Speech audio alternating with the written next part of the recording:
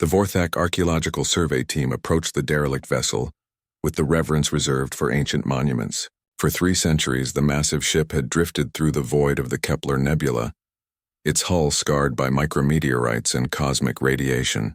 The xenoarchaeologist had catalogued it as Specimen 7749X, a primitive warship from the extinct human species, circa 2387 CE.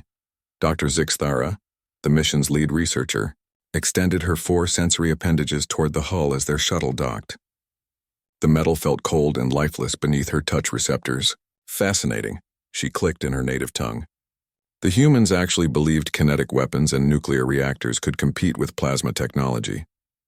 Her assistant, a young Kethmori named Veltar, consulted his data tablet. Records indicate this vessel, the UES Defiance, was lost during humanity's final stand against the hegemony. The species went extinct shortly after their home system was glassed. The survey team forced entry through a maintenance airlock, their portable atmosphere generators humming to life. Inside, the ship was a tomb of twisted metal and frozen corpses. Emergency lighting cast eerie shadows down corridors that had once echoed with human voices.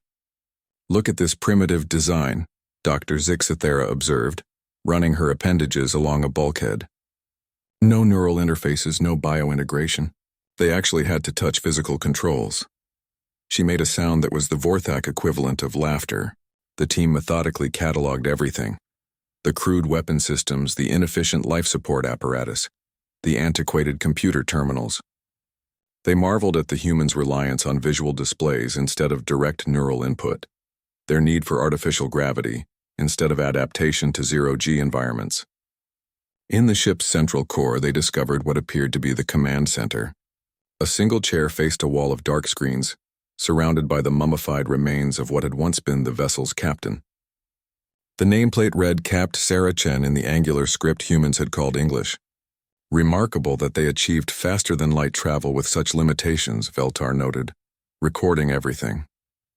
Though I suppose even primitive species can stumble upon basic principles, Dr. Zixthara was about to respond, when her equipment detected an anomaly, a faint energy signature deep within the ship's core. Her curiosity overrode her caution as she led the team deeper into the vessel's heart. They found it in a heavily shielded chamber, a crystalline matrix unlike anything in their databases. It pulsed with an almost imperceptible rhythm like a sleeping heartbeat. The energy readings were off their scales. "This technology," Dr. Zixthara whispered, her voice filled with confusion. "This isn't human. This is beyond our current capabilities." Veltar scanned the crystal with increasing alarm. "Doctor, the energy patterns are fluctuating. I think our presence might be activating." The crystal flared to brilliant life. Throughout the ship, systems that had been dead for centuries suddenly awakened. Lights flickered on in sequence.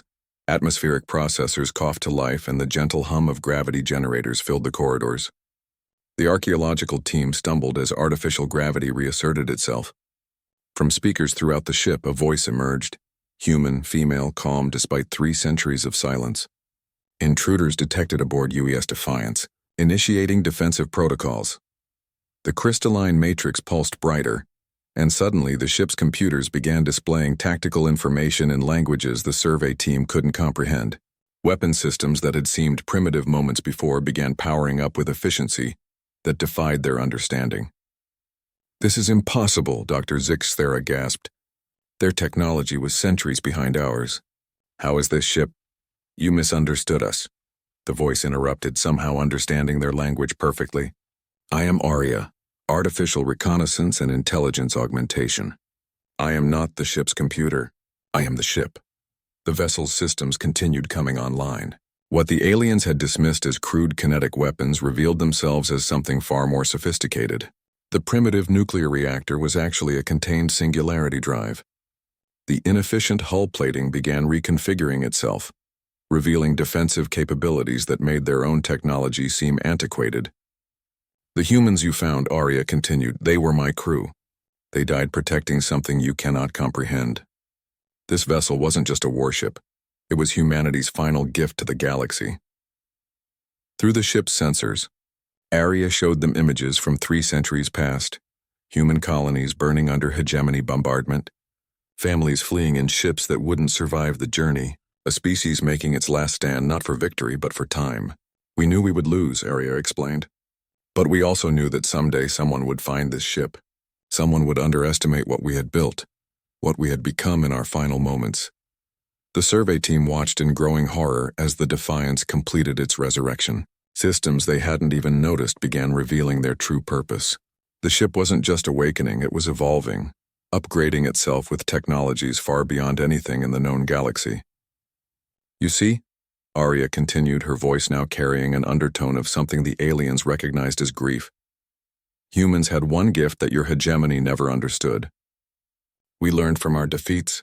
Every battle lost, every world burned, every friend killed, we remembered, we adapted, we improved.